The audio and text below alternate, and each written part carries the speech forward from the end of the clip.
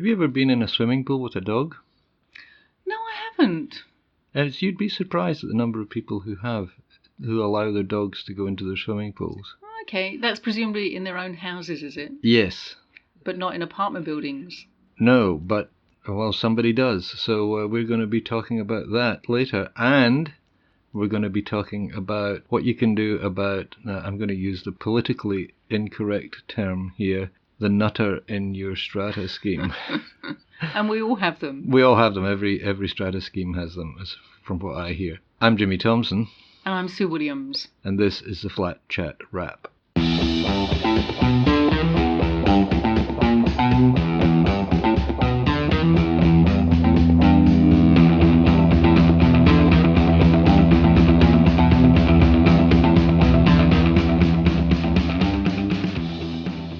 So, dogs in swimming pools. This is a new one on me, and certainly in terms of strata. Yes, I mean, I guess the bylaws don't prevent it really because they don't actually consider it. Oh, I suppose lots of bylaws don't allow dogs in common areas. Yeah, to stand in common areas. Yeah. But to swim in common areas, there's probably very few specific bylaws preventing that.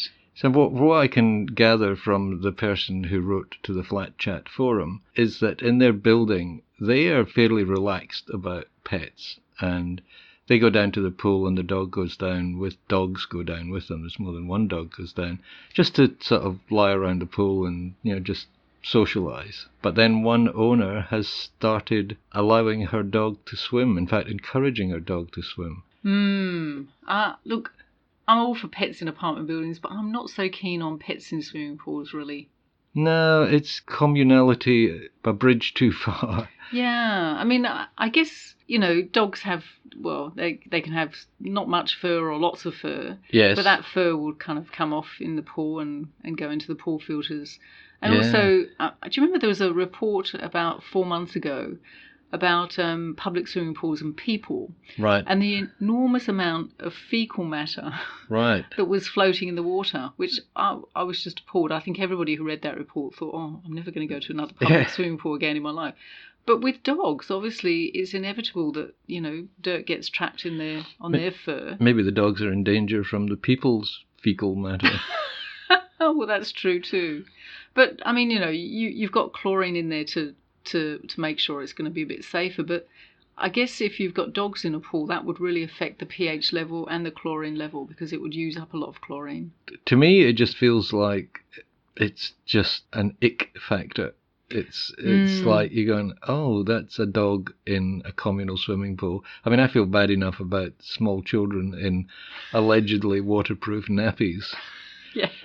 Just keep them out as well. But dogs are just taking it too far.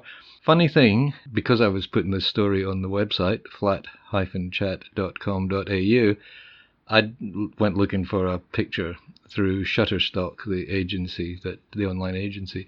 The number of pictures of dogs in swimming pools is amazing. Really? And some of them, like especially the big kind of hunting dog type, like Labradors and setters and things like that, they just look so happy to be in the water. They just love it. Chihuahuas and, what do they call them, French bulldogs and pugs, not so happy. No. it's like they look terribly anxious. Now, I have to say that a lot of them have these quite elaborate swimming vests, like flotation vests that they put on the dogs, which are obviously designed for dogs, and so the dogs can play in the water. But they look anxious to me, but then I think Chihuahuas and pugs look anxious all the time anyway. They do. Sometimes they have a bit of trouble breathing, don't they? And they have quite small hindquarters, so they wouldn't be so good at kicking. Dog paddle would be beyond them. Yes, that's right. So I suppose it just doesn't come instinctively to those kind of breeds, really. No, and and these pictures, there's a couple of them quite amazing where, they'll throw an object, like a heavy object, to the bottom of the pool, and the dog will race the humans down to the bottom of the pool. I don't know if you remember the late cricketer and cricket commentator Tony Greig. Yes. Yeah. He, apparently, his dog, when people were swimming in his private pool, his dog would dive in and swim underneath them. That was the dog's trick. That'd be kind of fun. That'd be fun and cute, but in a communal swimming pool. So anyway, it sounds like these people, getting back to Strata briefly, this community, they're not happy about this dog being allowed in their communal swimming pool. They're searching their bylaws to find out anything that's there that can prevent this. Yeah. And there's nothing, because the bylaws are pretty general, except for a bylaw about dogs not being allowed off the leash on common property. So they're worried now that if they try and enforce this to stop the dog going in the swimming pool, then the person who owns the dog is going to force them to keep their dogs on the leash all the time. And as well, you could have one of those big elasticized leashes that get bigger and bigger, and somebody could easily put their dog in a pool with one of those leashes. Yeah. So yeah. Doesn't really work, does it? What it's really about, it's got nothing to do with dogs, really, is it? It's about people having a bit of respect for community standards, I think. That's right. You know, I think too often in Strata, somebody comes along and says, you know, what you're doing isn't right. The majority of us don't want you to do that. And the response is, I know my rights, which is usually not true, by the way. But, you know, people get very high and mighty about what they're allowed to do and what they're not allowed to do. And it just gets out of control. But it's got more to do with people than dogs, I think. Yeah, well, you know, badly behaved dogs are all about people, really, not training them properly. So, well, that's true. That's true. So any problems with pets usually come down to problems with owners, really. Yeah. I think that pretty much sums it up. Get rid of the owners and keep the dogs. I mean, look, it's great seeing dogs in water. I mean, you know, it's really good fun, and some of them just really love it. And, you know, you see them on Facebook all the time having a fantastic time. It seems mean to deprive them of that joy, but there are sometimes pools around, natural pools, or there's the sea if you're near the ocean. Yeah. You know, there are places for dogs to swim. Yeah. How about in the inner city? Possibly not so much. Maybe they should have dog pools. They have dog parks. Maybe they should have a dog pool. Do you remember there was a place somewhere in country New South Wales, and they were renovating their local swimming pool. So the day before they closed down, they invited all the dogs of the town to come and use their pool. And there were amazing pictures of all these dogs. There were probably about, 30 dogs all in this pool having a fantastic time. And all these owners brought their dogs along. And it was such a great idea. And the next day, obviously, they drained the pool and they cleaned it out and everything. They're not going to let the dogs anywhere near it ever again. Poor dogs are going, I want to go back.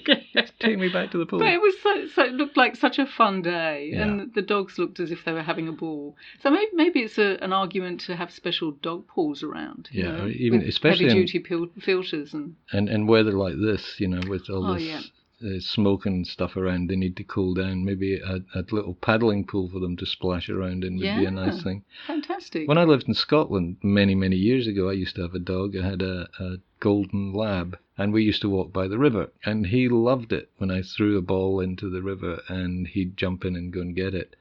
And we were walking down one day, and there was this other person whose dog had jumped into the river, but his dog wouldn't come back. He was calling the dog. It was a little Jack Russell, I think, if I recall. It was a small terrier type dog, but it wouldn't come back. And my dog jumped in and dragged it back. Oh, wow. Got a hold of his collar and swam him back to the shore. Oh, how fantastic. He was a great dog. He was a good dog. He loved the water, though.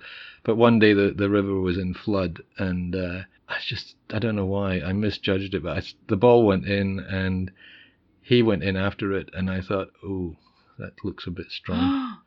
But he managed. Oh, he survived. My goodness. I thought you were going to say that was the end of him. No. But, you know, you're right. Dogs get so much pleasure from splashing around in water. Well, the ones who can actually swim do. The anxious little lap dogs don't like doing laps. Haha. But yeah, you can see some of the fountains in the cities. You know, you always see dogs kind of playing with those ones, you know, that shoot up and come down again. Yeah. And I think if you were an owner of a dog and you saw how much pleasure your dog got in the water, you would feel you were depriving them if you didn't let them in the pool. But that's not a good enough reason, I don't think. No, not a strata shared pool. No, it's just absolutely not. There's too many let's start with the dogs, and then we'll have a discussion about the small children. And cats. I'm going to get into so much trouble. Because it's a good thing that small children go into swimming pools, because then they learn to swim, and it'll Absolutely. save their lives at some point. So Yeah. So ignore that last remark, listeners. No dogs in the pool, but lots of kids. That's the answer.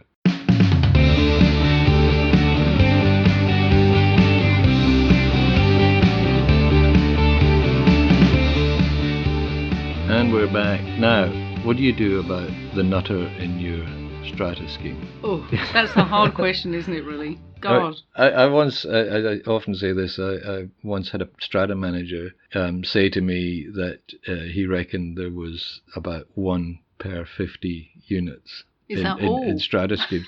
Well, when I relayed this once to a building manager rather than a strata manager, the building manager said, "Tell me what that building is, because I want to manage that building if they've only got 1 in 50.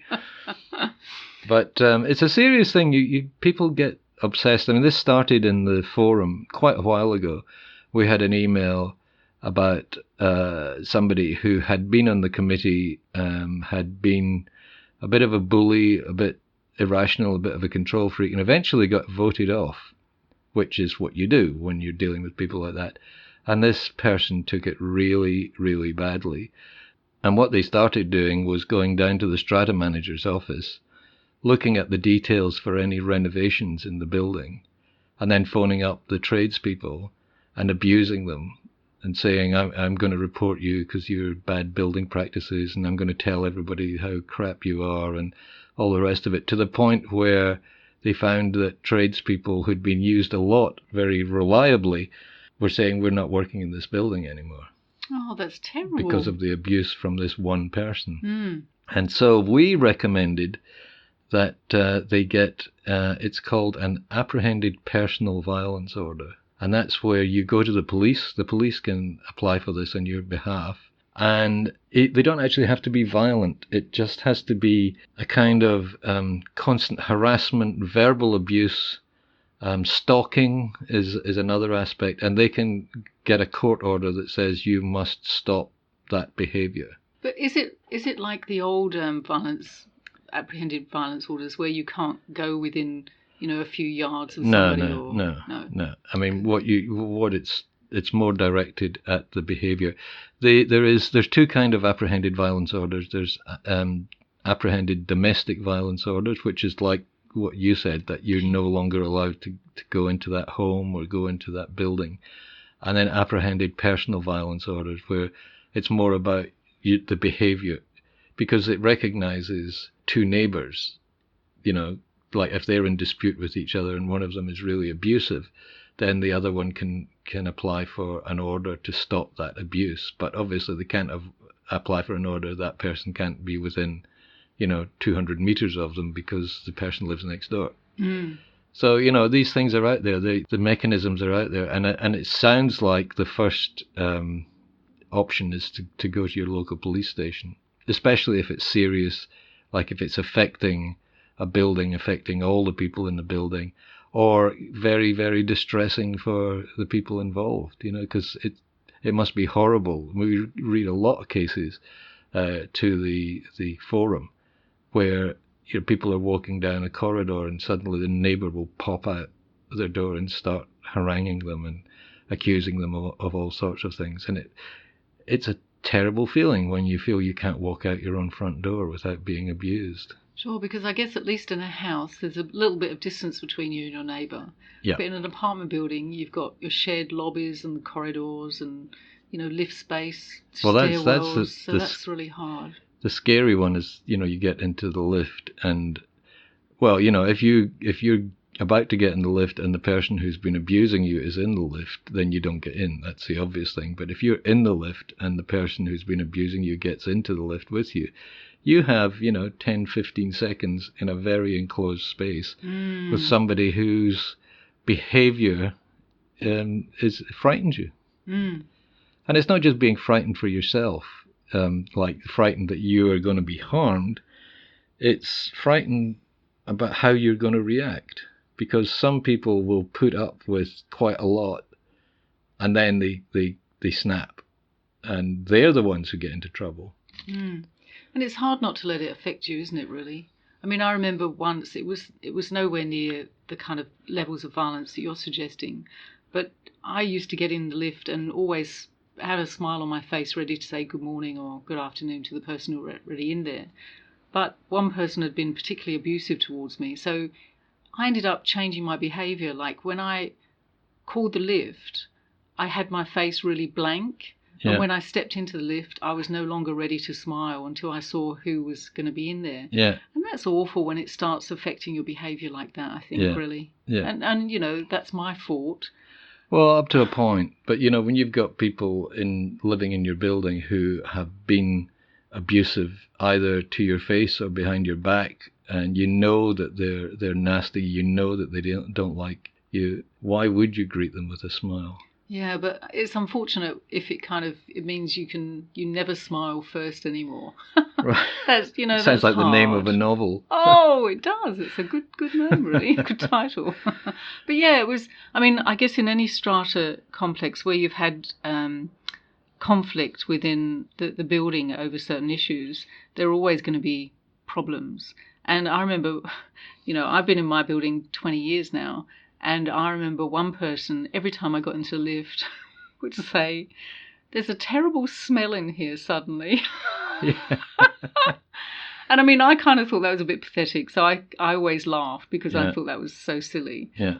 But, it can wear you down, especially, if you're somebody perhaps who lives on your own and you don't have the support of family or partners and things. It would be it would wear you down, really.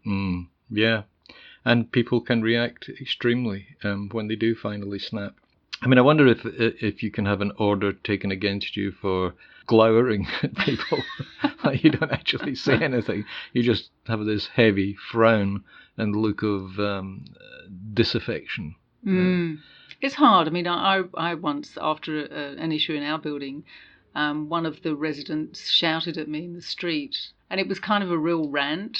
Yeah. And it kind of shook me up a little bit because it was in front of lots of other people and I wasn't quite sure how it was going to end, if it was going to end, in physical violence. So, yeah, I mean... And that's when you took up boxing.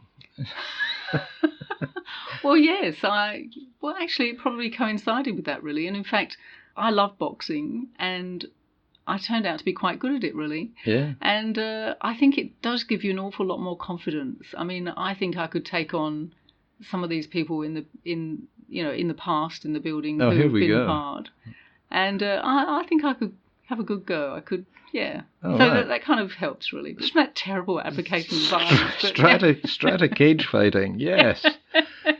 Well, that could sort out a Well, lot of to issues, hell with couldn't it? mediation, fair trading. We want a boxing ring in the backyard and glove up and get it on. And probably on that note, we should move on. We're going to take a break briefly, and when we come back, we're going to talk about the new environmentally friendly building that's just been sold to be used for Airbnb. That's after this.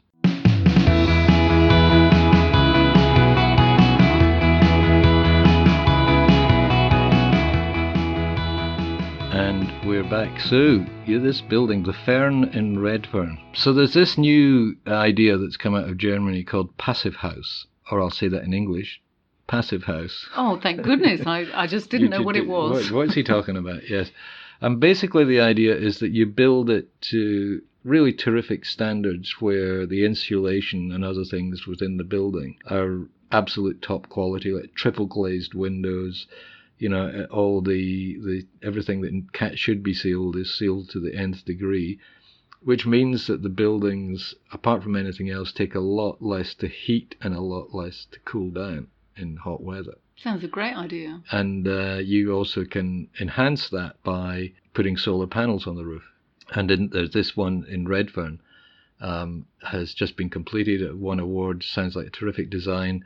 It's 11 apartments, and it's sold for about $10 million for the whole building. So the developers sold it as one complete line, building, as they say. Yeah. And that's great. And the developer hasn't made a huge amount of money on it because, well, the developer is the architect and designer, partly because they were putting it, installing everything at very high standards, and also because they were kind of having to invent ways of doing things as they proceeded, because they still had to be within, normal building codes, etc., which they would probably have exceeded, to be honest. Anyway, so somebody's come along and bought the building with the stated intention of putting the whole building on Airbnb. Wow, that just feels to me like a shame. Yeah, I know. A bit of a waste, really.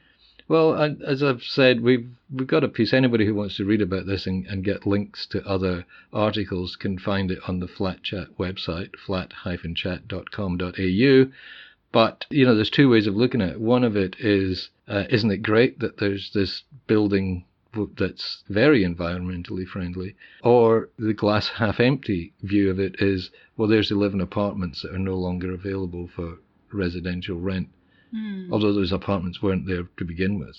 So maybe you should say that they've saved 11 apartments from being added to the list of non-residential holiday lets. It just feels, I don't know. I mean, it's great that people are building environmentally friendly buildings. That's terrific. There's no two ways about that.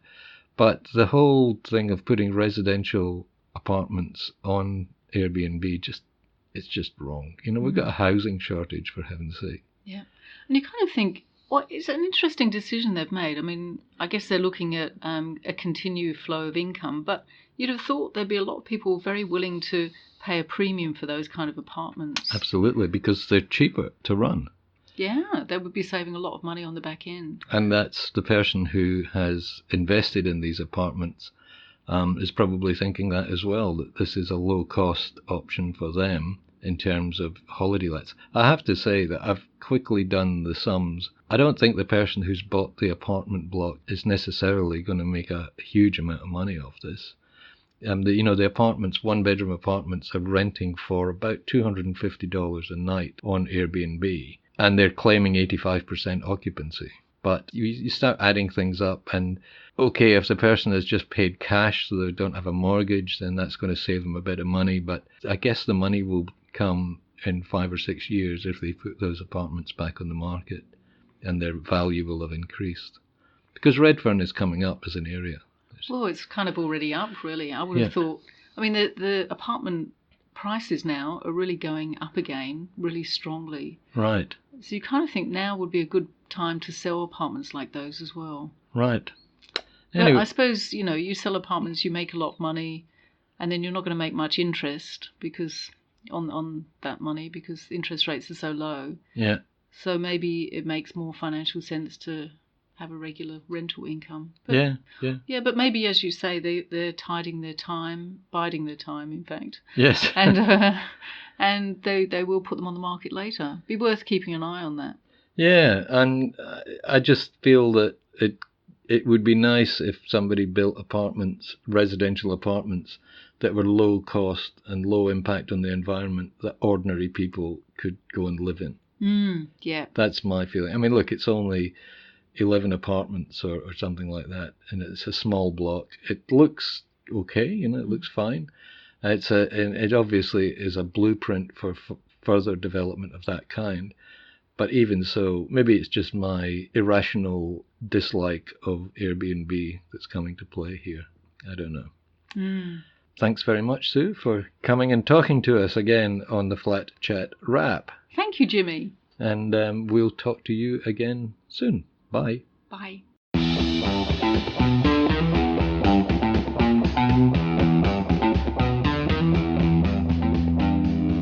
If you enjoy these podcasts, and would you still be listening if you didn't, you can subscribe free of charge on iTunes, Spotify, Stitcher, and lots of other podcast platforms. As I said, it's free of charge, and that means the podcast will be delivered directly to your phone, laptop, or computer as soon as it's published. You'll find links at the end of the show notes, that's the related story, on the Flat Chat website. And the website is where you go to find the stories we've been discussing today, as well as about 10 years of archives and, of course, your questions and answers on the Flat Chat forum. Just log in to flat-chat.com.au to ask a question or, even better, answer someone else's. Okay, thanks for listening. Talk to you again soon.